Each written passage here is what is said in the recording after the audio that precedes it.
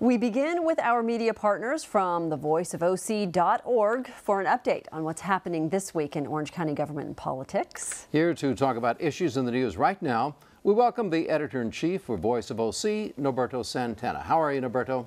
Ed, Ann, thanks for having me again. Yeah, we're glad to have you on. Let's start first of all talking about the CEO search here in Orange County. It essentially just unraveled before our very eyes.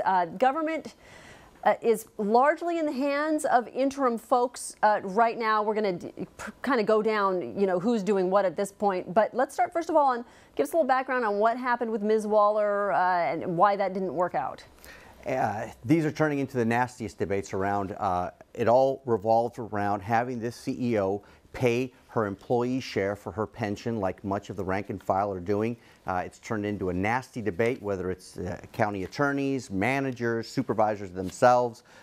Getting these types of higher end workers to pay for their pensions is really turned into be one of the toughest things around. With this week or last week with Santa Barbara CEO Chandra Waller, as two supervisors that were appointed as a subcommittee to negotiate with her, were pushing for a salary in excess of $300,000. It just blew up. Waller pulled out of the entire affair, basically sent them a very terse letter telling them that they were essentially trying to renegotiate her deal out in public. Supervisors like Todd Spitzer and Sean Nelson insisted that these negotiations over salary had to be done in public. And once the public, a little bit of sunshine was put on it, it just blew up completely. She's out. Mm-hmm. Okay, since she's now out of the picture, who's going to be running things?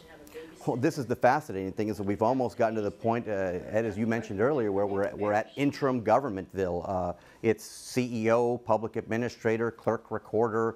Many of these offices are in interim hands right now. Supposedly, supervisors are going back to their third choice. Internal Human Resources Director Steve Danley, from what I hear, is one of the top 3 people. They're having a meeting next week to chat about both the clerk recorder and CEO. I think people are starting to get a little nervous of having county government in interim hands since last August, when former CEO Tom Mock had to resign after a sex scandal involving an executive. Right, and it's just piled up since then. Part of the problem is that politicians are all running for other offices. It's a great point, Han. Many of these supervisors are getting ready for other offices. Pat Bates is talking about running for state senate. Janet Wynn is also talking about running for state senate. Todd Spitzer, in some ways, is eyeing a district attorney seat. Sean Nelson himself is preparing for re-election. John Morlock is potentially maybe looking at the auditor, or maybe even running for governor, which means all of these processes now are all going through a political lens, which I think is beginning to cause delays in each one of them. They ought to just make some decisions. That's what they're elected to do. I suppose we'll find out about that. Now, politicians and tragedies, something that happened both in Anaheim and Irvine. Talk about that. One of the things that we're finding out now, for example, with the big arguments that are going on with all these municipalities this week, Riverside pulled out of the reward debate over the who would get the reward over Dorner. Here in Orange County, we've seen that, for example, last year after the tragedy, the shootings in Connecticut, Anaheim council members got into a terse debate with each other. We did a public records request and saw some very nasty emails about who would get credit on a candlelight vigil. Irvine Mayor Stephen Choi got into hot water with his own colleagues when he committed $100,000 in reward money for the Dorner issue. County Supervisor Todd Spitzer raced up to the San Bernardino Mountains and was talking to reporters on behalf of the supervisors, rankling a few others. I think one of the biggest things here is we talked to one consultant, Steve Alexander, who talks to a lot of these politicians, and I think the main message to them is, in these kinds of issues, take your own advice and stay calm before you start committing public dollars for rewards or other things. Absolutely. Let's move on to the city of Anaheim. We have been talking for several weeks about the Anaheim Police oversight. There's a debate over there whether or not there needs to be a citizens review commission, which would essentially have no power anyway. But the city of Anaheim is sort of split over that. Tom Tate is all for it. The Anaheim Council, not so much. You're right.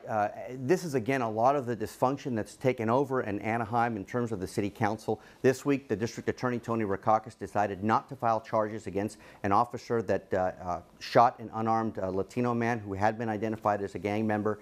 That has generated a lot of concern in the Latino community. Groups like Los Amigos are protesting the decision not to file charges. Family members of the deceased man are also protesting. This has all come back into the debate of whether there should be a police review commission in Anaheim. The problem, as you mentioned, is that many of these commissions don't really have subpoena power. They don't really have the ability to report out their findings after court cases in California, which leaves the public in a really difficult situation. Again, Anaheim finds itself as a divided community over these issues. We'll have to see how they move forward and try to either heal or find some sort of middle ground that everybody can get around. Well, the ACLU is one that seems to be pretty hard on trying to get this thing taken care of. Isn't there some way they can work it out from what you've observed?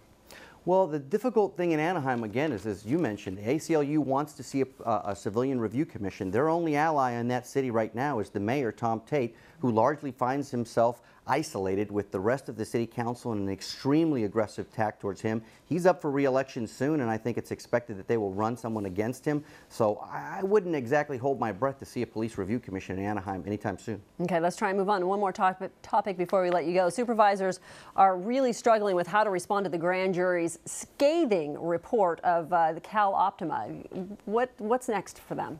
It's another issue that the supervisors can't seem to make any progress on. Last week they took up a scathing grand jury report which criticized their colleague Janet Wynn and her role on Cal Optima, which is the county's billion-dollar healthcare plan for the poor and elderly. Supervisors took up the response as they're supposed to do. They have 90 days to do a response to a grand jury report. However, it's a split board. It's a 3-2 board that authorized Ms. Wynn to go on there.